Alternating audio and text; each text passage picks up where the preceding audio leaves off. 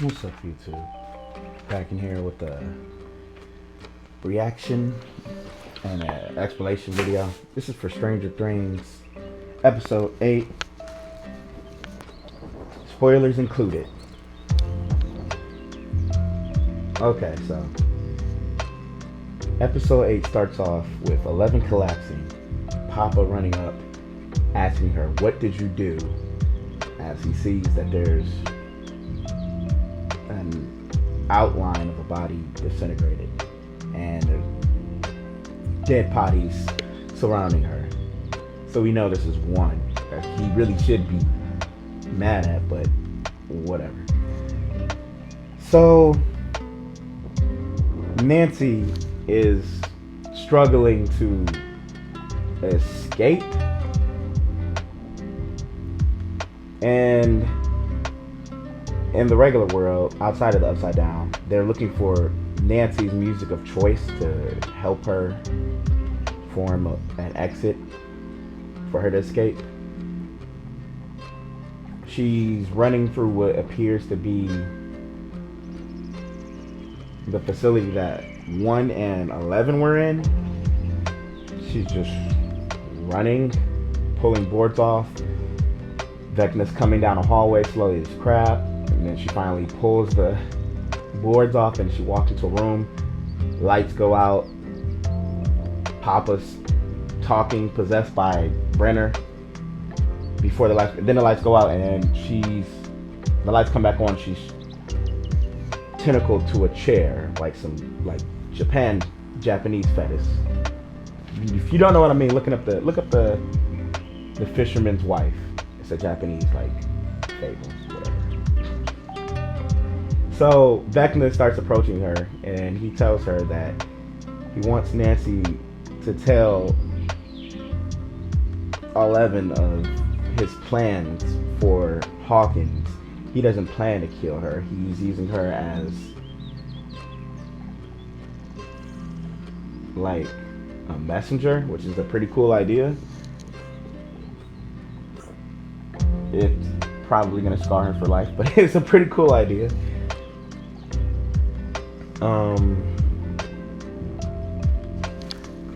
Flash forward to the episode's called Papa, so clearly this is Brenner's episode. If you read between the lines, you can understand it's probably gonna give you a lot of deep knowledge on Brenner. And if you're like me, you're probably thinking, oh wow, he's either gonna die or yeah, it's probably the episode he dies in. So Vecna he forces the visions into her brain, and then he lets her go. Meanwhile, Hopper and Joyce are still trying to break out.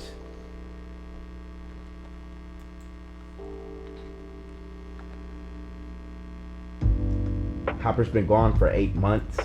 Joyce thought he died. He's the Heroes of Hawkins, so he had a funeral, and of course a lot of people showed up. Joyce is talking about she doesn't want to go through that again because it was kind of unfair. He was alive, but it was like Joyce has been through this a lot if you actually think about it. Like with Will, how Will was gone, and then they had a fake funeral for him with the government gave a fake body, but it wasn't his body, and Joyce was going against them, saying like, no, I know my son isn't dead, and blah blah blah. And then she did the same thing with Hopper, and yeah, Joyce is pretty cold about that. She just doesn't believe, I don't know, maybe she has a feeling, I don't know, maybe she's clairvoyant. But anyways, we flash forward to Demogorgons in test tubes, and then they find a Demogorgon-like swarm in a glass. Of course, that doesn't bother them, so they ignore it immediately, and then they descend into a vent to escape from the prison. Flashback to 11. She's literally getting a defibrillator to the chest so that she can come back to life because the doctor is literally killing her at this point. She starts seeing weird Guardians of the Galaxy, like she's traveling through space and time on hyperdrive or whatever. I think it's a lack of oxygen to her brain. So they give her oxygen and she breathes through the oxygen mask and she feels cocky, so then she just stands up and lifts up Nina, which is like a massive 20,000 pound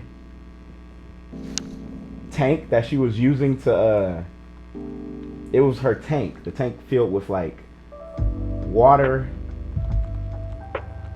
and salt, so that it would be the optimal conditions for her to see.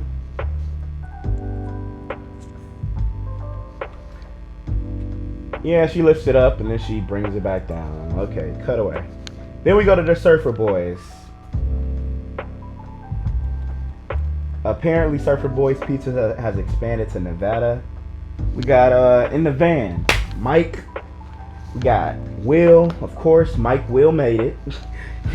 We got Jonathan the stoner pizza guy, and they are driving to the coordinates of where they believe Nina to be, which they got in the previous episode from calling on that payphone. And yeah, so Mike admits finding 11 and falling in love was dumb luck in the woods.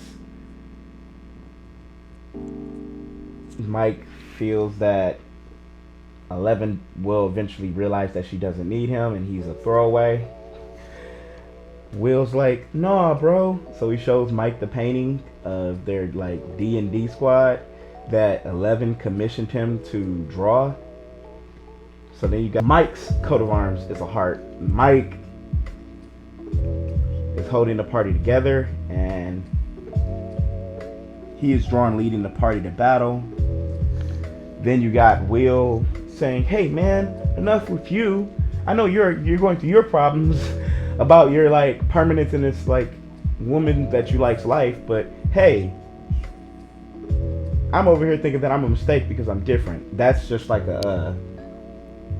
because as you know, Will revealed that he was like gay in season 3, so he says this and then he silently says 11's like him, so she feels different and she thinks she's a mistake and she needs him. She'll always need him.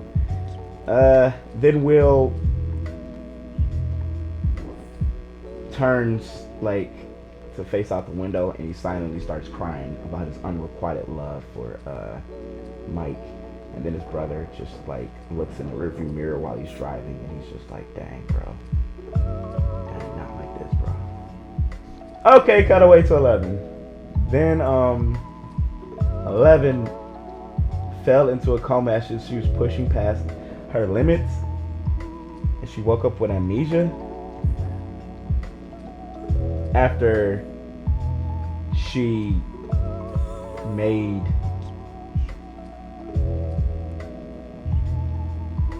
one disappear. Well, she thought she killed him, but she just sent him to the upside down. So Papa's like, yeah, that's what I want. I'm finally gonna get the potential I want. He thought Henry was hiding in the darkness. She opened the door unintentionally, so then Oa and Papa explain he's been killing the same way, and by killing the same way, Henry has been chiseling away at the barrier between Hawkins and the Upside Down. 11's like, wait a second, you say Hawkins? So, because all the murders that he did were in his hometown of Hawkins. So 11's worried, so she remote travels. She leaves immediately, goes to her room, turns on the water faucet, sits down on her bed, Indian style, and then remote travels to Nancy, not to Mike, which is weird. She's like, F that dude. I gotta go see what's going on over here with Nancy, who I care about, who I want to be with. Because why would I travel to Mike? Because if I traveled to Mike, then the story wouldn't happen because she would understand that Mike's already on his way to come get her, so she should just have to like play along with Brenner till he gets there and then escape. But instead, she watches Nancy and learns the plan of them trying to attack Vecna, which is convenient. But she's like, it's just weird that she was like immediately think to go watch Nancy instead of her boyfriend. Whatever. Maybe she was looking for Max. I don't know. Whatever. So Nancy explains Vecna's vision to Dustin Harrington, of course, because you got to have a Harrington in there. Then you got Lucas, Max, Eddie, and I don't know Lucas's sister's name. But Nancy's explaining it. She's like, there's 4 gates, there's 4 chimes, which also means there's 4 bodies, there's 4 sacrifices to open the portal to the Upside Down, which means we're 1 kill away from opening a portal to the Upside Down through Hawkins or whatever. So then eventually 11 starts listening in because she finally tapped into their conversation right around the time where they start talking about how Joyce is not answering her phone and how how this group is crazy in this season. They're disconnected instead of it's whatever. But they've decided to come up with a plan to go back into the Upside Down, but this time they want to go in with weapons. They say that sounds like dumb because this guy could literally kill you like by twiddling his fingers. And they're like, if he's not gonna fight fair, why should we fight fair? So they're like, yeah, we know. And then Dustin says Vecna is kind of like a twisted version of 11, so we should use his powers against him. If he's like 11, that means when he remote travels, he's in a defenseless trance-like state. If that's true, it'll be easy. It'll be like slaying a sleeping Dracula in his coffin. But then they're like, what about those bats that are like his eyes? And what about the vines that are like, because it's all hive mind, so if any of these things interact with them, then he's all gonna probably come out of his remote travel to come after to focus on who's approaching him. So Max is like, I'm still marked, I'm still cursed, I'm willing to be the bait so that you can kill him. I just want this to be over. And then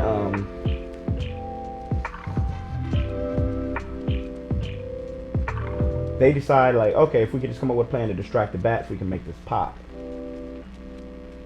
Cutting back to Russia, we got Hopper, Joyce, and the karate guy. I'm thinking his name is Klaus. We got Klaus. Okay. They crashed the gates with the unknown van after climbing out of that tunnel that we last seen them crawling through.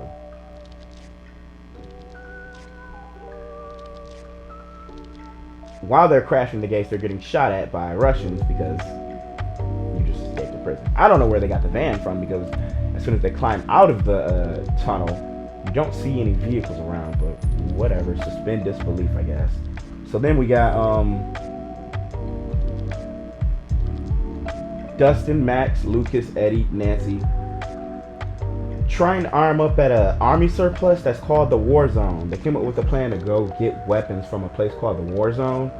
They want to avoid crazy Hicks, but they come to the conclusion that this is probably where all the angry hits will actually be. And there's no avoiding that. Eddie comes up with a plan to steal an RV. He asks for a bandana or a handkerchief to cover his face as like a weird railroad robber. Max doesn't have that, so she gives him a Michael Myers mask that she wore in the Halloween episode where they all went trick-or-treating like Ghostbusters. So the plan is to steal the RV. They sneak up and approach on the RV's position. There's a couple sitting outside the RV watching TV, and they come on the opposite side, sneaking past a couple. They slide the window open, and the plan is to use Eddie's father's hot wiring lessons to hotwire the RV and let Harrington drive it away. What's crazy to me is they're doing all this crazy stuff. They're making so much noise to make this happen. They slide the RV window open, but then they climb through the window, and it's just like a lot of noise, and the people are like right outside the RV watching TV, and they're not loud. They're locking the door of the RV. They're all just sliding in, sliding around, making noise inside the RV, and virtually robbing them of house and home. Well, house and Rome, because it's a vehicle. Okay, cut away to 11 confronting Owens about Max's plan to kill Vecna, and how 11 wants to go personally and not to send Owens men, because Owens is like, I got men in Hawkins right now undercover, not too far away from where your friends are. Whoa, you got people on standby. I got people posted outside your spot right now. Say the word and they will go. Like, so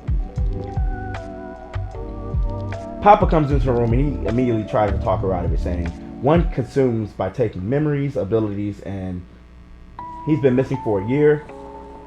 I don't want you to go because I don't think you're ready.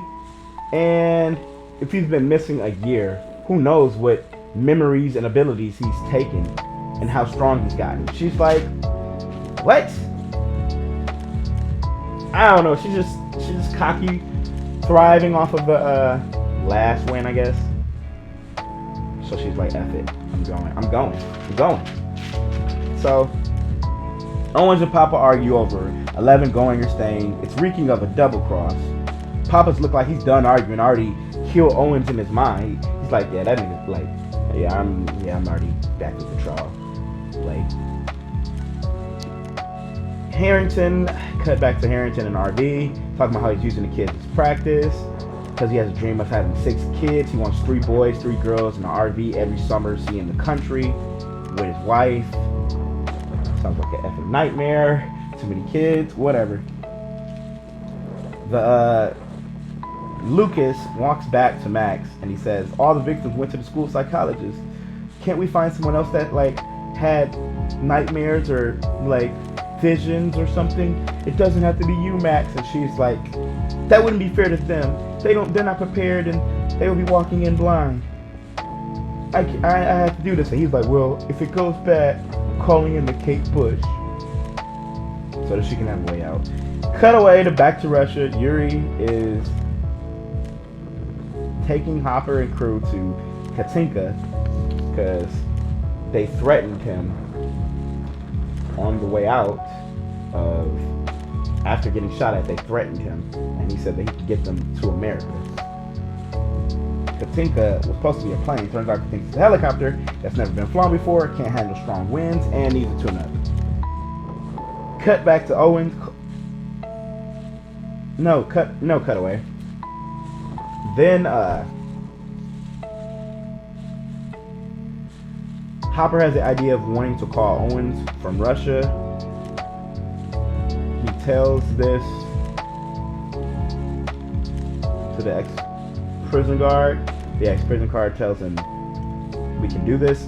So under false pretenses, this guy calls some number, says he has a sick relative in the States that he wants to talk to.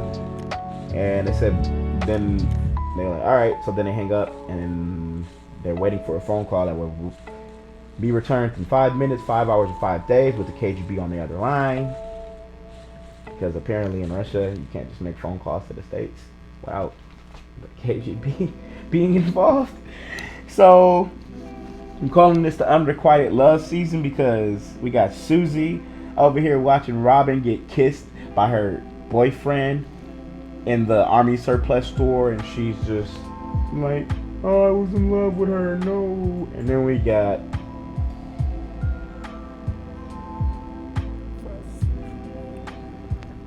got Billy over here buying a whole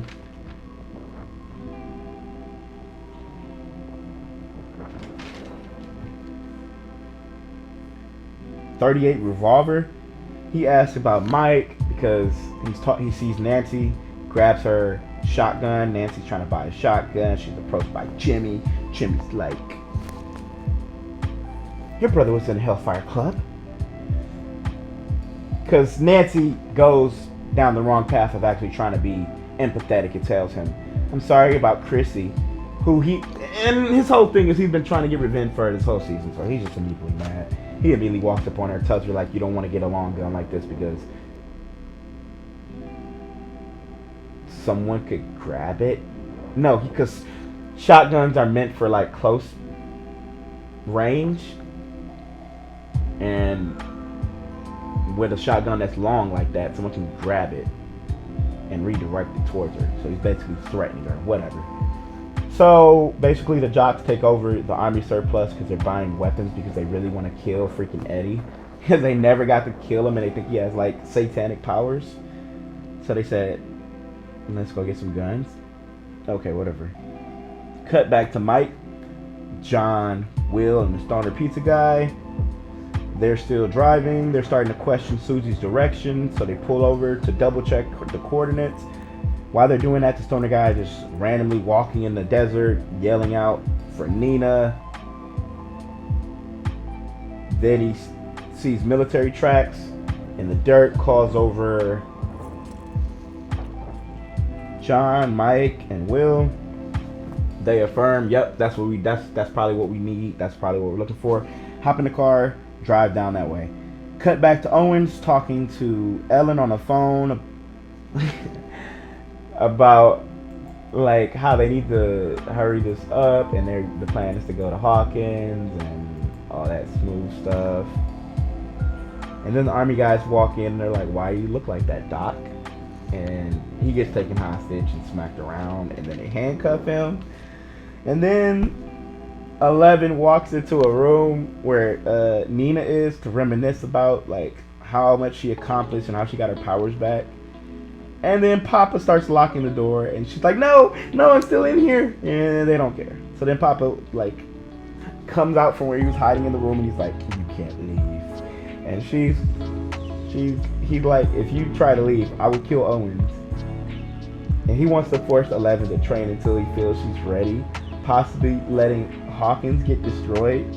So then 11 brings up how she's like, wait, no. You zapped the crap out of my mom until she was a vegetable. You put all of us kids in there with Henry, who was looking at us kids as like snacks, like dinner. And then when she killed Henry, it put her like in a coma, and she lost her memory when she came out, so she didn't realize that she was actually looking for Henry. But yeah, he had her looking for that psycho because he felt that he was hiding in the darkness. And he had 11 open a gate unintentionally. The Mind Flayer, of course. Everything was caused by Papa, basically. 11 and Henry.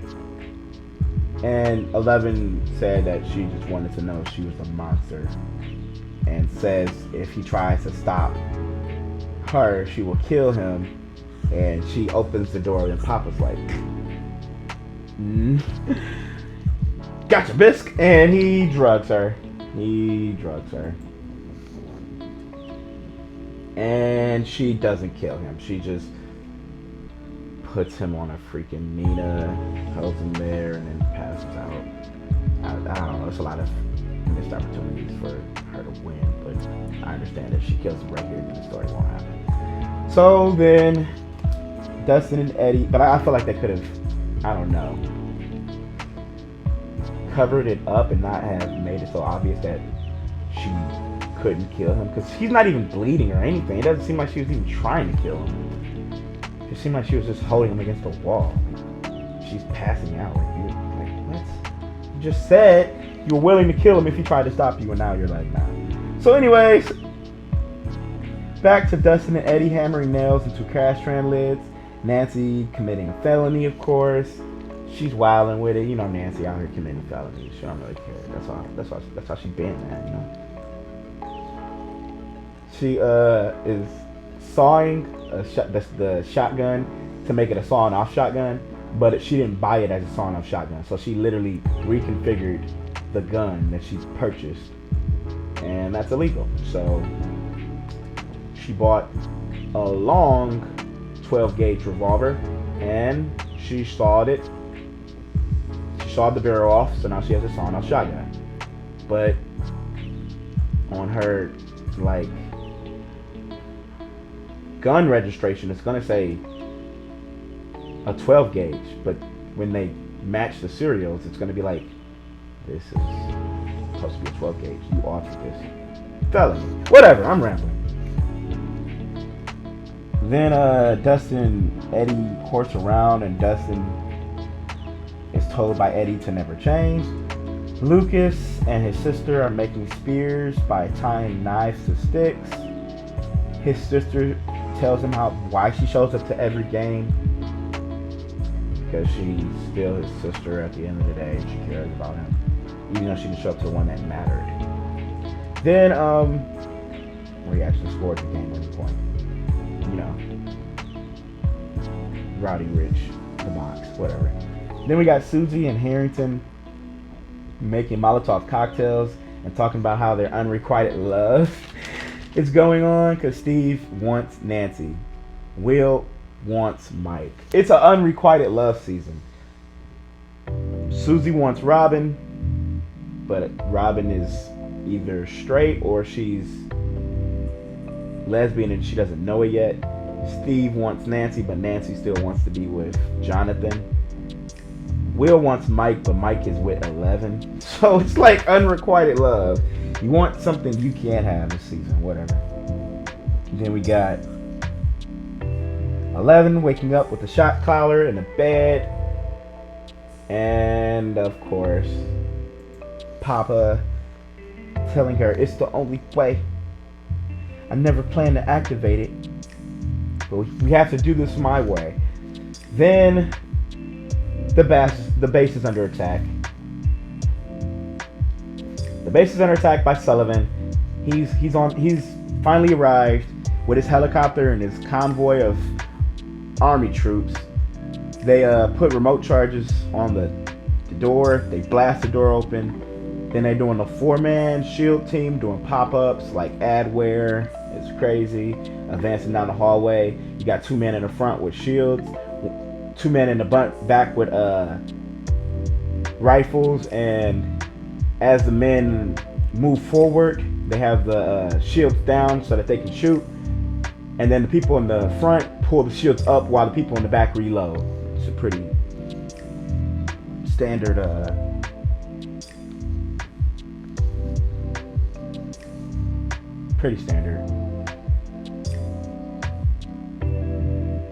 Then you got Papa picking up 11 and trying to rush outside through the trap door.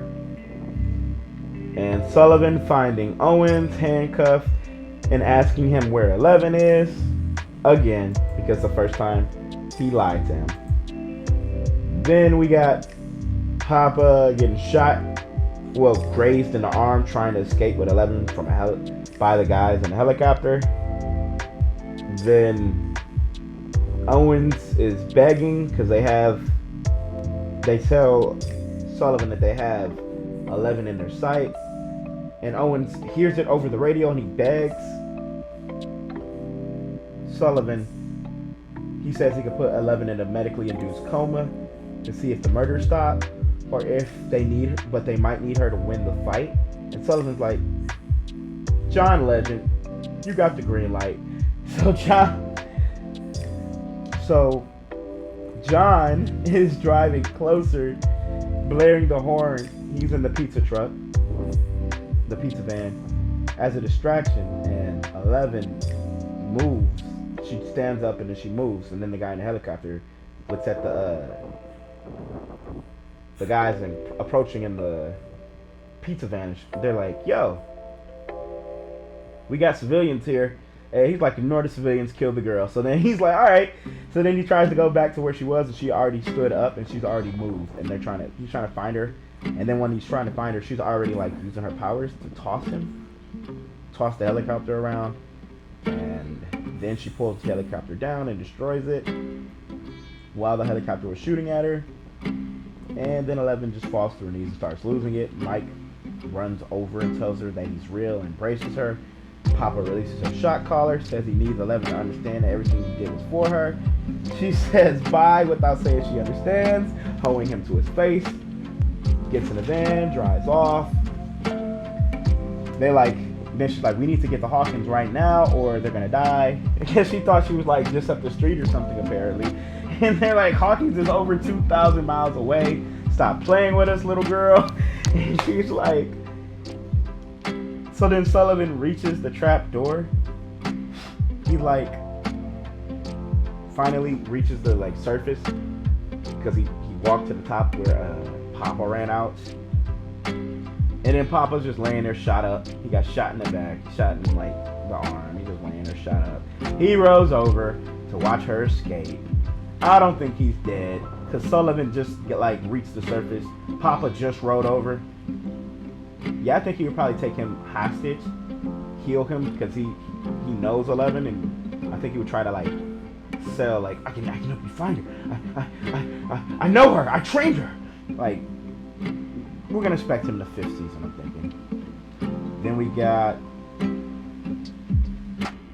close-ups of everyone being battle ready. Doubt in some of their faces, uncertainty on some of their faces. Max, Lucas, and Lucas's sister getting dropped off at Vecna's old house in the real world. And that is episode 8 of Stranger Things.